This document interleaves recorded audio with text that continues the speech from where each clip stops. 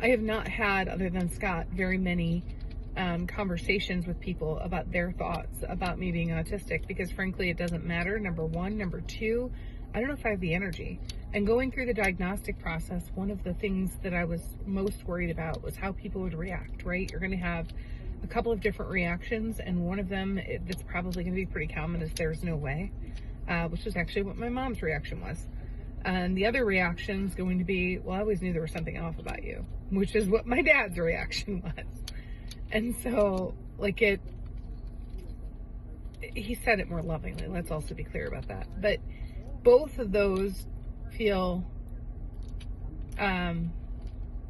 more disvalidating than validating, and in some ways validating, right? Like, whatever. Like, the strangest thing about being autistic, and Scott and I were talking about this the other day, is like, there's this fine line between, I don't want to be treated different. I don't want to be seen differently. I want people to see me and view me as normal. And then at the same time, I also want people to understand that I'm different, accept that I'm different, and give me the accommodations and the freedom that I need. But at the end of the day, and I've made another video about this, I think the world just needs to be more accommodating to everybody.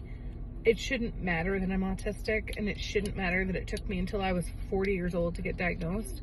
Like, literally within a month of turning 40 is when I finally got my diagnosis, which is unfortunately very common for women.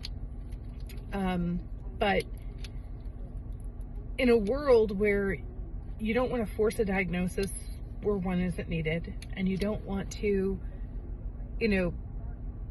give people a vision or limitations of what their life might be, because who knows?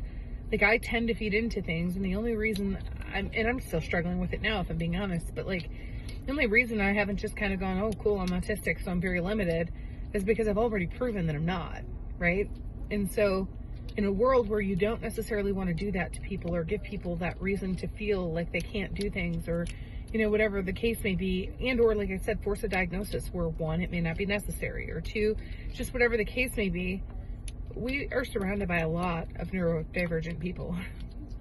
I'm one of many.